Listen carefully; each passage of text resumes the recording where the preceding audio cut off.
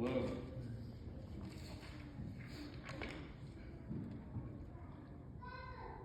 My name is Zachary Thomas Kapinski, grandson of James Michael Schellenbach. I'm the oldest of the three Kapinski boys, but no longer the tallest, as you'll see here today. When I was asked to speak of him, I was humbled and especially honored to speak on behalf of his many grandchildren.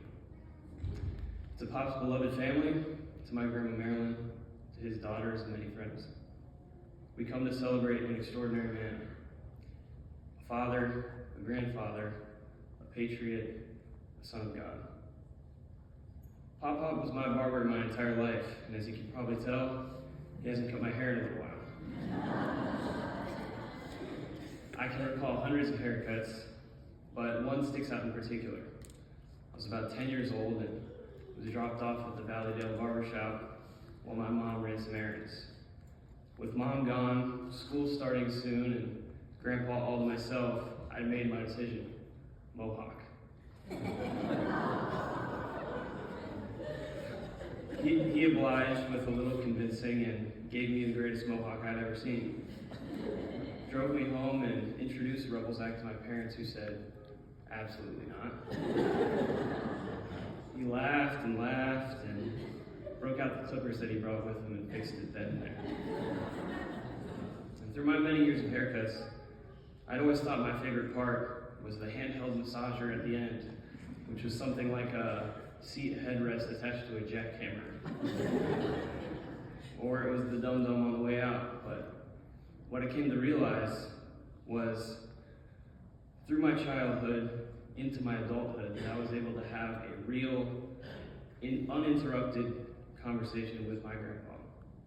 We spoke about school, jobs, new opportunities, girls' troubles, and politics.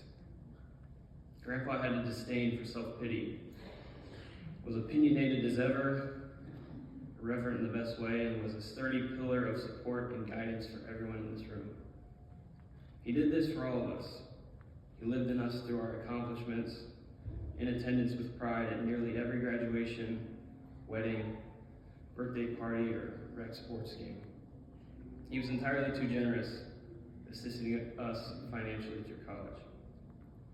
A story that was one of his favorites to tell was that of my younger brother, Jake, who, donning his new Superman t-shirt, came into the room, ran up to him, and exclaimed, "I'm not afraid of you, I'll kick your booty."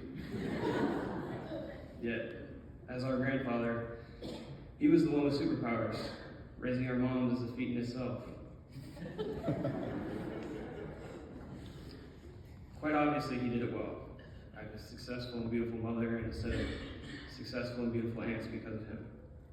His superpowers were in his actions, acting always with empathy and compassion. Underneath his exterior, he was always nothing but caring, holding a special place in each of our hearts as not just a barber or mom's dad, but someone who spoke honestly and was true to his word. Someone who brought warmth into the room, much of the time in the form of laughter or a great family meal. Pains me to say it, but his chili is better than Skyline.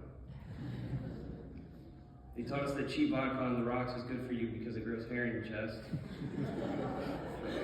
And taught us the best way to make someone laugh is by breaking out his signature Donald Duck voice.